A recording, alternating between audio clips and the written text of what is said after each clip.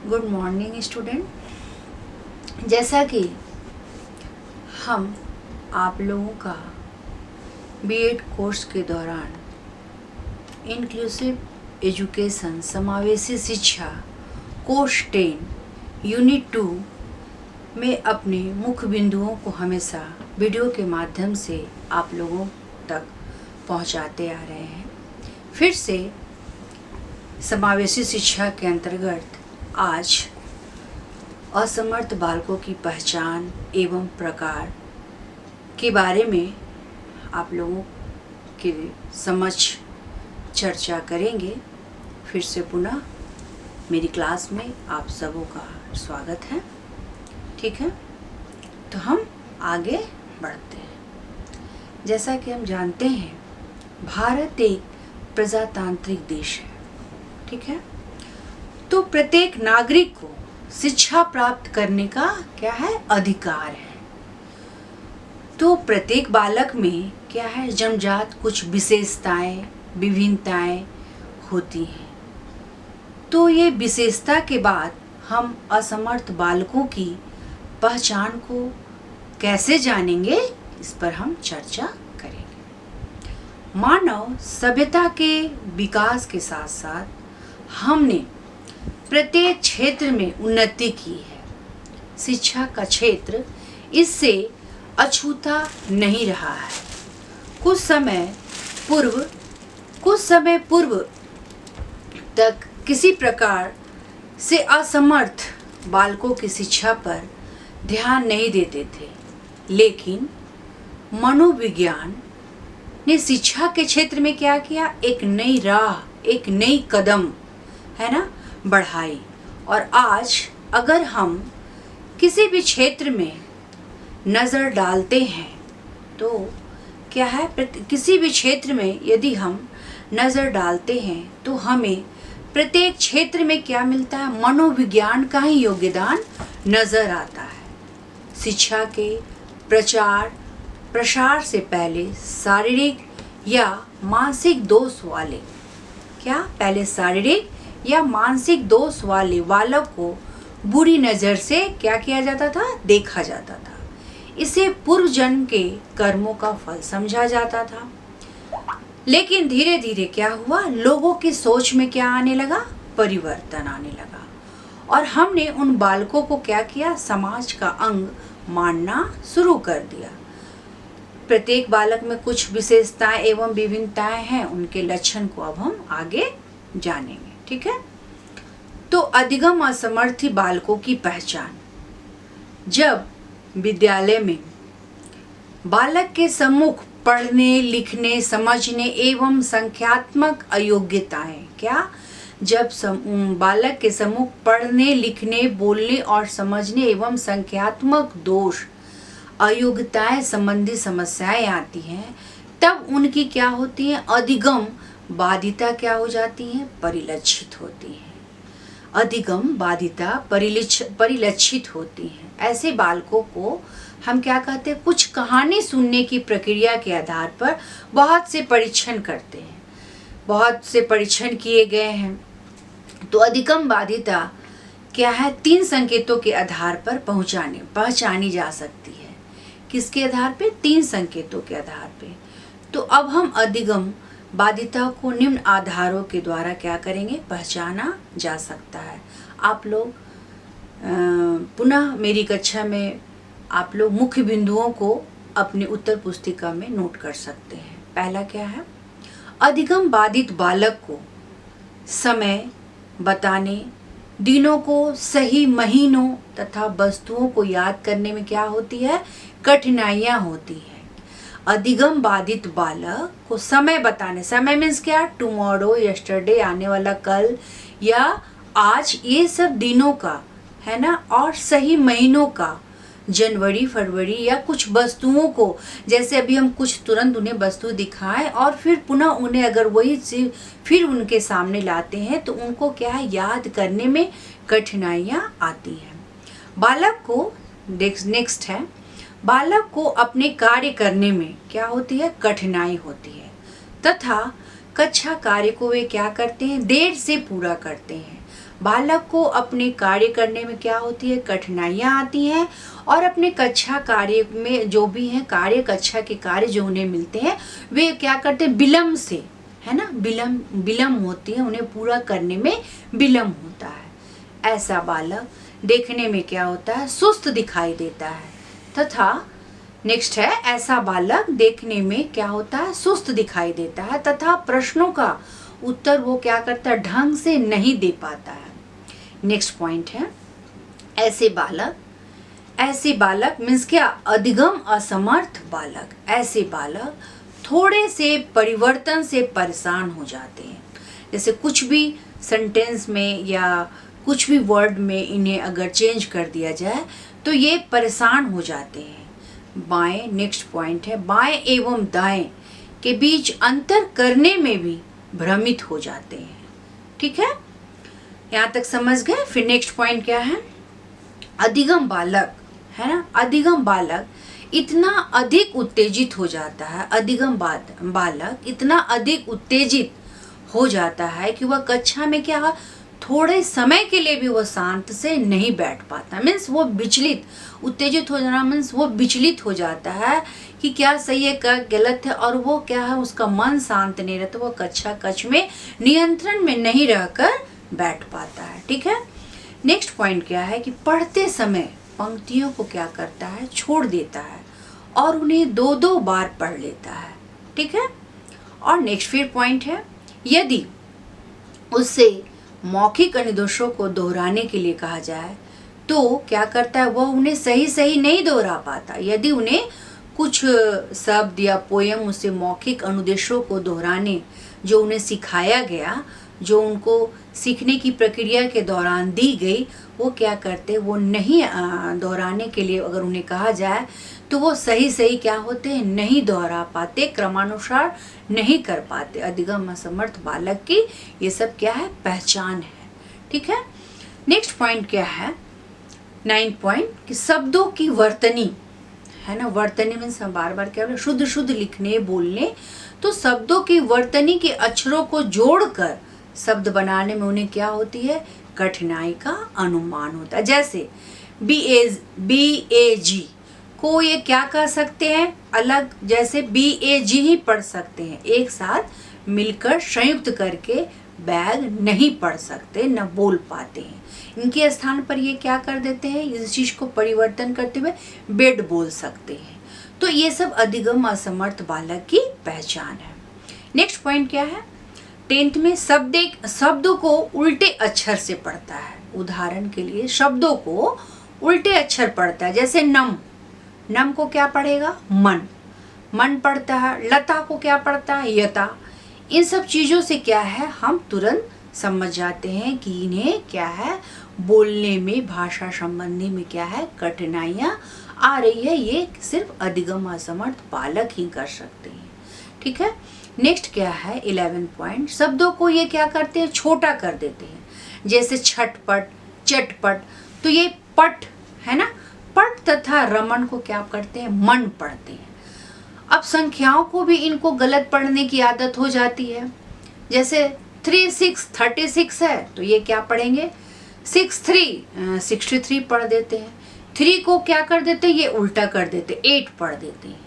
तो इनको क्या है, इन सब चीज़ों का संख्यात्मक में भी इन्हें गलत पढ़ने की क्या हो जाती है, बाध्यता पाई जाती है। जैसे नमक को मनक पढ़ता है।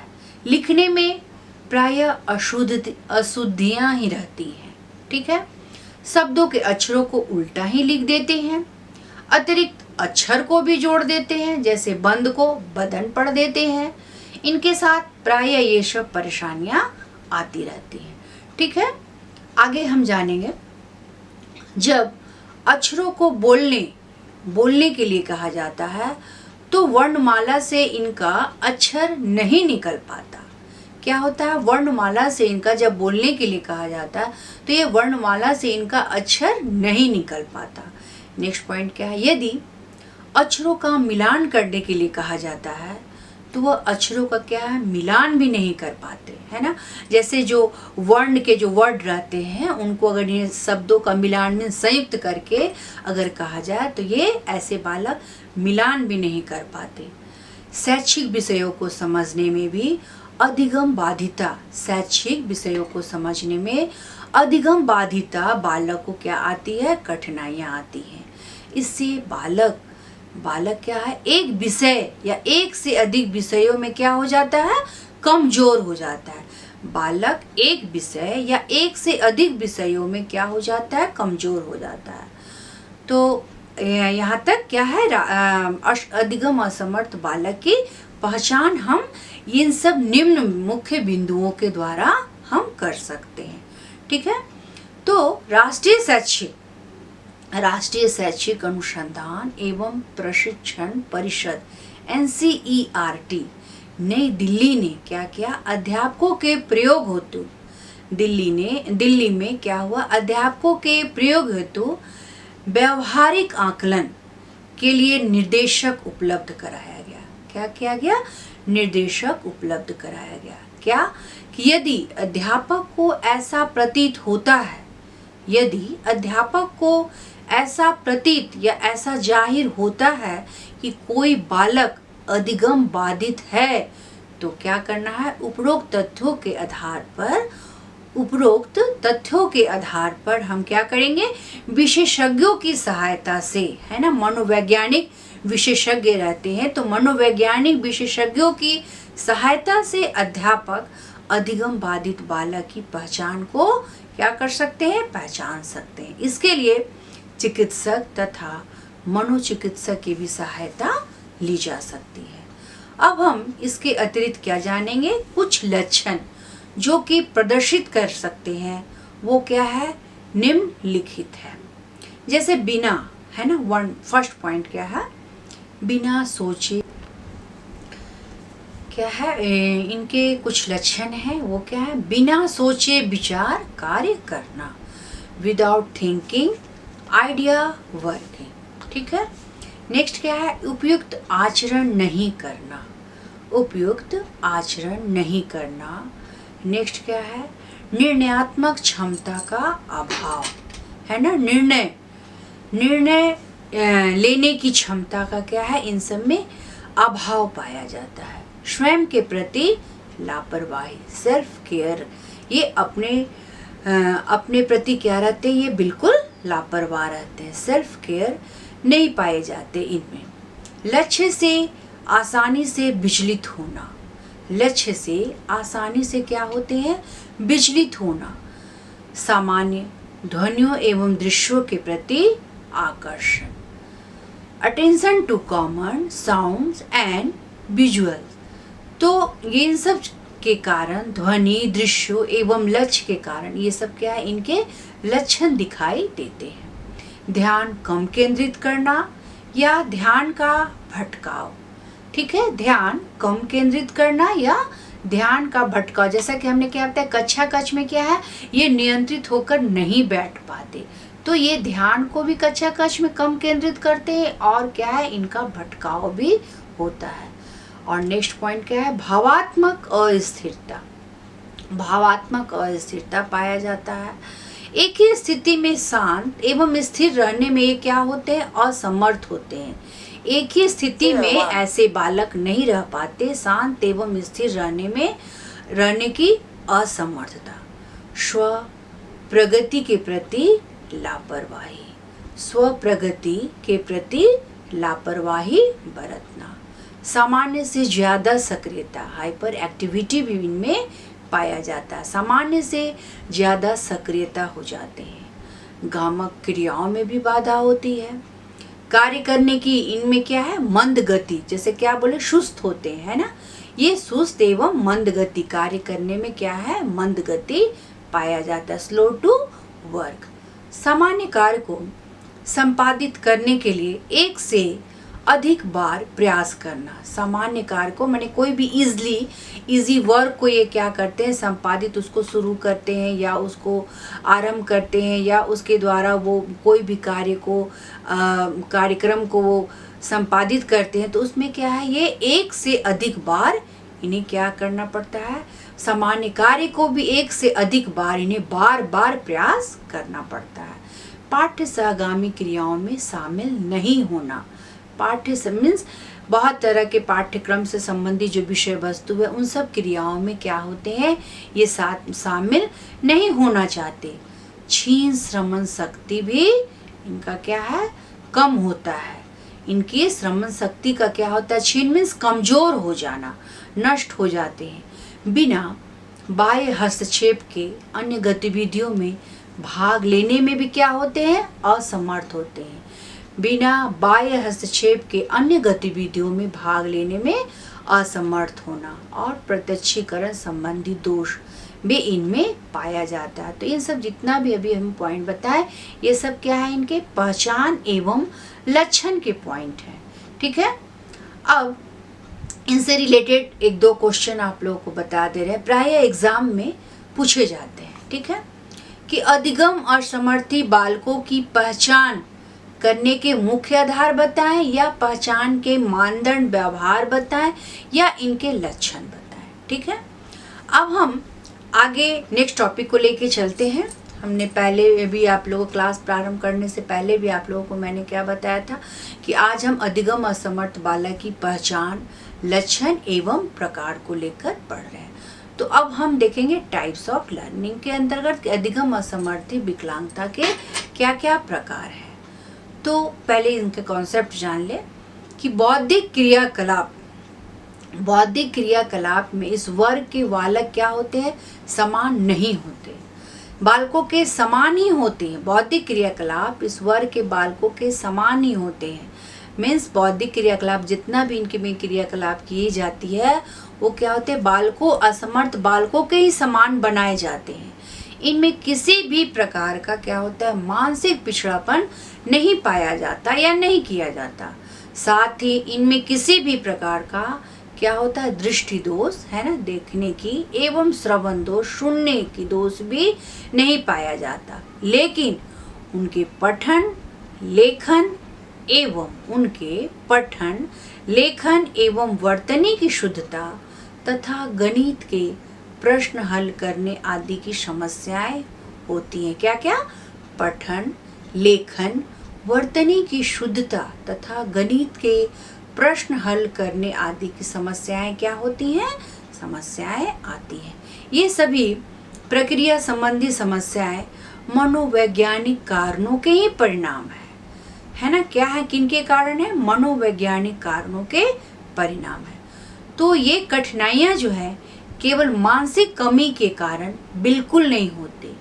इनमें हम क्या करेंगे, ये दो प्रकार के पाए, सामान्यतः ये दो प्रकार के पाए जाते हैं। पहला सामान्य अधिगम विकलांगता है ना, सामान्य अधिगम विकलांगता, और दूसरा क्या है, जटिल अधिगम विकलांगता या भयंकर अधिगम विकलांगता। तो भयंकर अधिगम विकलांगता के अंतर्गत क्या क्या है, इनको भी बांटा गया है किसमें, भयंकर अधिगम विकलांगता, जटिल सीरियस है ना। पहला क्या है, पठन संबंधी है ना, लेखन संबंधी, संप्रेषण संबंधी और संख्या संबंधी। क्या क्या है, पठन संबंधी समस्याएं आती हैं और लेखन संबंधी समस्याएं भी आ जाती है, और तीसरा क्या है, संप्रेषण संबंधी भी समस्या आ जाती है, और चौथा क्या है, संख्या संबंधी समस्याएं भी आ जाती है। तो अब हम इन सब चीज़ों के बारे में एक एक करके विश्लेषण करेंगे। ठीक है, तो समान अधिगम विकलांगता कहने का तात्पर्य क्या है कि सामान्य स्कूलों में सामान्य रूप से अधिगम युक्त विकलांग बच्चे को सिखाया पढ़ाया जा सकता है। सामान्य रूप से अधिगम युक्त विकलांग बच्चे को सिखाया पढ़ाया जा सकता है।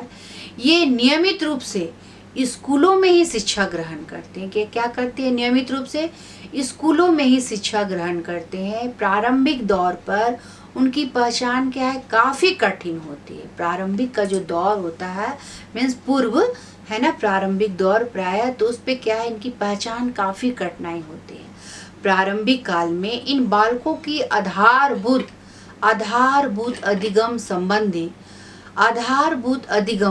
संबंधी क्या है, कौशल सिखाने में क्या है, अनेक समस्याओं से इनको क्या, ऐसे बालकों के लिए क्या होता है, जूझना पड़ता है और अधिगम के एक या अथवा दूसरे क्षेत्र क्या होती है, सामान्य श्रेणी की होती है या समस्या उत्पन्न हो जाती है। अधिगम के एक अथवा दूसरे क्षेत्र में यह समस्या क्या हो जाती है, उत्पन्न हो जाती है और यह समस्या क्या है, सामान्य श्रेणी की होती है।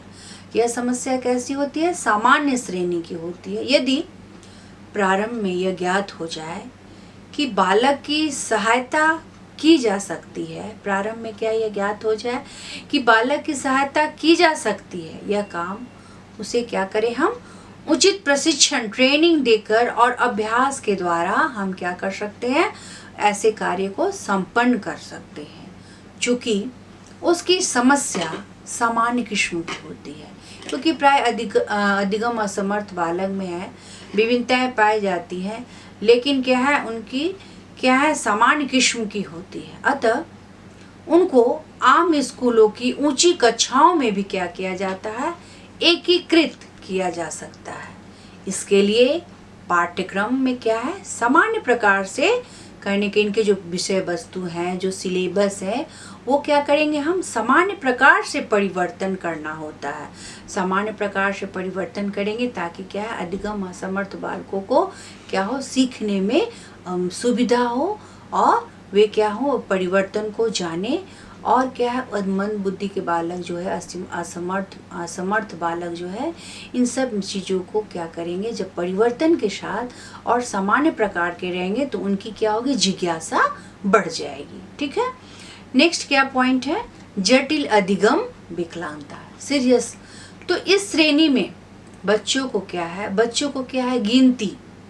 गिनती की जाती है।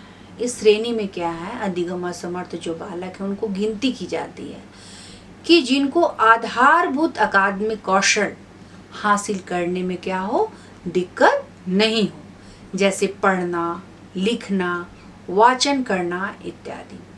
यह समस्या क्या है, उनके मस्तिष्क में शुरू से हम क्या करते हैं, ऐसे जो समस्या होते हैं वाचन में, लेखन में, पढ़ने में, तो ऐसे जो समस्या उनको मस्तिष्क में जो भी विकार अथवा पर्यावरण के द्वारा जो उनमें उनके विषय के में अभाव पाया जाता है, उसके कारण होती है। उनके कैसे कारण, इसका विकार कैसे होता है, पर्यावरण विषय के अभाव के कारण होता है। तो इन बालकों को विद्यालय में क्या किया जाता है, एकीकृत करने में बहुत अधिक ऐसे असमर्थ बालकों को है ना, जो सीरियस मीन्स भयंकर रूप से असमर्थ जो बालक रहते हैं, उनको क्या करना पड़ता है, बहुत अधिक समस्या का हमें क्या करना पड़ता है, सामना करना पड़ता है। तो जिन बच्चों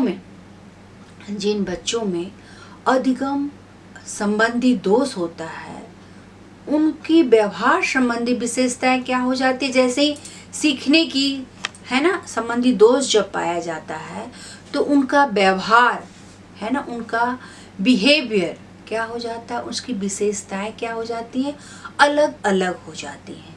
लेकिन इन सब की उपलब्धियां तथा बौद्धिक क्षमता के भी क्या होते हैं, बहुत अधिक कमी पाई जाती है। यही वह आधारभूत कमी है। क्या है, यही वह आधारभूत कमी है, क्या करते हैं, जिसका वह सामना करते हैं।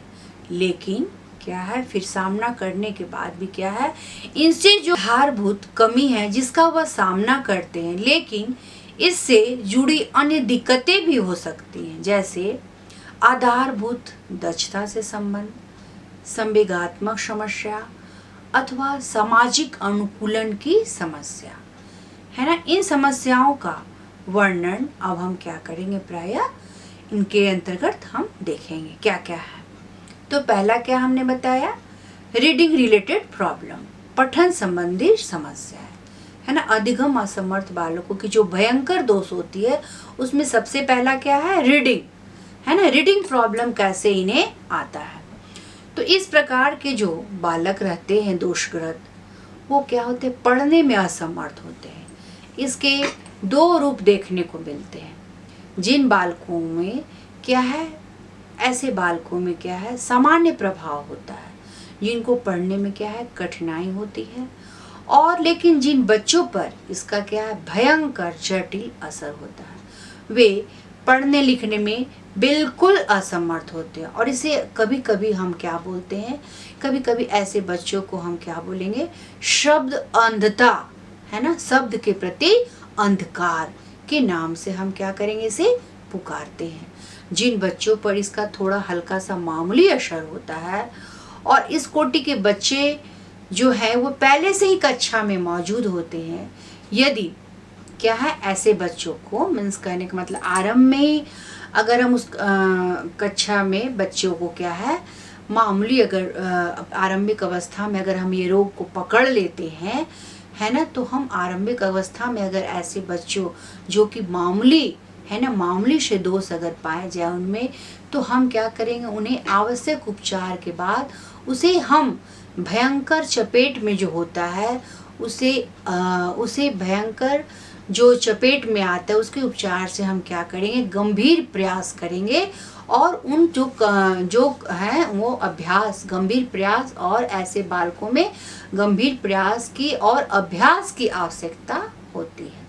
ठीक है, नेक्स्ट पॉइंट है क्या, आप लोग नोट कर सकते हैं, लेखन संबंधी समस्या, है ना, राइटिंग प्रॉब्लम अब ऐसे बालकों में कैसे होती है। तो इस दोष से ग्रसित प्रभावित बालक स्वतः क्या दिखते हैं, स्फूर्ति रूप में क्या है, लिखने में, लेखन संबंधी नाम से ही रिलेटेड है, क्या है, लेखन मीन्स लिखने की कला। तो ये जो कौशल है इनके लिखने की, तो ये क्या होते हैं, लिखने में असक्त होते हैं। और इस असक्त मीन्स नहीं सकने वाली, है ना, लिखने में नहीं सक्षम होते हैं। तो इस असक्तता के भी दो रूप है, सामान्य एवं गंभीर। जिन बालकों में यह समस्या साधारण श्रेणी की होती है, उनको स्पष्ट लिखने की कला सीखने में कठिनाई होती है। यदि इसकी पहचान प्रारंभ से ही कर दी जाए, तो उनको क्या होगा, शेष कक्षा की मुख्य धारा में हम क्या करेंगे, शेष कक्षा की मुख्य धारा में क्या कर सकते हैं, सम्मिलित कर सकते हैं, मीन्स समाहित कर सकते हैं। ठीक है, लेकिन जिन बालकों में यह समस्या बहुत गंभीर प्रकार की होती है, तो वो किसी की भी नकल या किसी का रूप बिगाड़े ही कर सकता है, लेकिन उनकी पहचान है, यही उनकी पहचान भी है और लक्षण भी है प्राय अगर हम देखें तो। अतः गंभीर रूप से इस रोग से ग्रस्त बालकों को उपचार संबंधी हम क्या करेंगे, उपचार के साथ साथ कुछ व्यायाम, है ना, कुछ व्यायाम मीन्स एक्सरसाइज की भी इन्हें क्या है, आवश्यकता होती है। Communication related problem, next point क्या है, संप्रेषण संबंधी समस्या। कम्युनिकेशन रिलेटेड प्रॉब्लम इनमें कैसे आती है, इस प्रकार के जो बालक रहते हैं, ऐसे बालक जो असमर्थ बालक हैं, जो जिनमें ऐसे विकार ग्रसित बालक हैं, लिखने में, बोलने में, पढ़ने में, जिनको इस तरह से कठिनाइयों का सामना करना पड़ता है, जिन बालकों में यह रोग सामान्य होता है, जिनको बोली गई लिखाई गई भाषा, है ना, बोली गई लिखाई गई भाषा को समझने में समस्या अनुभव होती है, यहाँ तक कि क्या है, ऐसे संप्रेषण के माध्यम से क्या है, ऐसे बालकों जैसे हाव भाव को भी नहीं समझ पाते, है ना, इशारा हाव भाव को भी वो क्या करते, नहीं समझ पाते। यदि समय रहते अगर इन ऐसे बालकों का उपचार कर दिया जाए, तो क्या होगा, इन बालकों के समान बालकों के साथ साथ समेकित किया जा सकता है। मैं समान बालकों के साथ इनको क्या करेंगे, हम समाहित कर सकते, अन्यथा इस बात की संभावना क्या होगी, बनी रहती है। ठीक है, नेक्स्ट क्या है, संख्या संबंधी समस्याएं। संख्या संबंधी समस्याएं के अंतर्गत हमने आपको बताया पहचान लक्षण के भी दौरान कि संख्या संबंधित में इन्हें क्या है, ये हमेशा क्या है, उल्टा पढ़ लेते हैं। जैसे 63 को 36, 3 को 8। तो ऐसे बालक में क्या है, संख्या संबंधी दोष पाए जाते हैं। तो ये भी क्या है, बहुत जटिल समस्या है। तो इस समस्या से जो ग्रसित बालक रहते हैं उनको क्या है, गणितीय क्रियाओं के प्रति क्या है, बहुत ज़्यादा, देखिएगा प्राय क्या है, ऐसे बालक, असमर्थ बालक है, गणित की कक्षा में प्राय बैठने नहीं जाते, उससे वे कटना चाहते हैं। तो ऐसे क्या है, इनके साथ क्या है, ऐसी समस्याएं उत्पन्न हो जाती, क्योंकि इस प्रकार के बालकों में क्या, अंक चिन्हों के ज्ञान मीन्स प्रतीकों, अंक चिन्हों की पहचान, आपसी संबंधों को समझने में क्या होती है, कठिनाइयाँ होती है। अब देखें तो प्राय ये भी रोग 2 प्रकार के होते हैं। ये भी रोग क्या है, 2 प्रकार के, है ना, संप्रेषण में, साधारण और असाधारण। तो अब साधारण में तो सामान्य बालकों के लिए जो गणित में जो प्रश्न बहुत सरल होते हैं, उन प्रश्नों को हल करने में यदि इन बालकों को अधिक कठिनाइयाँ होती हैं, तो उनको अक्षमता उस समय सामने आती है जब वो क्या करते हैं, संख्याओं के द्वारा गणित सीखने का क्या करते हैं, श्री गणेश करते हैं, है ना, मीन शुभारंभ करते हैं, जोड़ घटाना प्रारंभ करते हैं। यदि उनकी पहचान वहीं कर ली जाए और उनके सुधार के लिए कदम उठाए जाए, तो वो क्या करेंगे, ऊंची कक्षाओं में भी सीख सकते हैं। लेकिन जब ये ऊंची कक्षाओं में भी क्या कर सकते हैं, सुधार के लिए वे ऊंची कक्षाओं तक जा सकते हैं और वहाँ भी इन्हें सुधारा जा सकता है। परंतु जब यह रोग क्या है ना, साधारण से असाध्य हो जाता है, तो बालक के लिए सिर्फ दिक्कतें ही नहीं आती, उसे अंक प्रति को तथा उनके संबंध को समझने और सीखने में भी कठिनाइयाँ आती हैं, अर्थात वह क्या होते हैं, असमर्थ होता है। इसे अंक गणितीय योग्यता का ह्रास भी कहा जा सकता है, या क्या बोलेंगे, कमी भी कहा जा सकता है। अब यहाँ तक हम लोग अधिगम असमर्थ बालक की ऐतिहासिक पृष्ठभूमि, विशेषताएं, है ना, और पहचान, लक्षण, प्रकार, यहाँ तक हमने देख लिया। तो अब इससे रिलेटेड 1-2 क्वेश्चन आप लोगों को बताना है, या नोट कर लीजिए। क्लेमेंट्स ने वर्ष 1966 में अधिगम असमर्थी बालकों की कितनी विशेषताएं बताई, है ना, क्या है, फिर से रिपीट कर रहे हैं। क्लेमेंट्स ने वर्ष 1966 में अधिगम असमर्थित बालकों की कितनी विशेषताएं बताई। पहला है 8, दूसरा है 9, तीसरा है 6 और चौथा है 4। 8, 9, 6, 4, इसमें से कोई एक चूज करना है, वो आपको बताना है, ठीक है।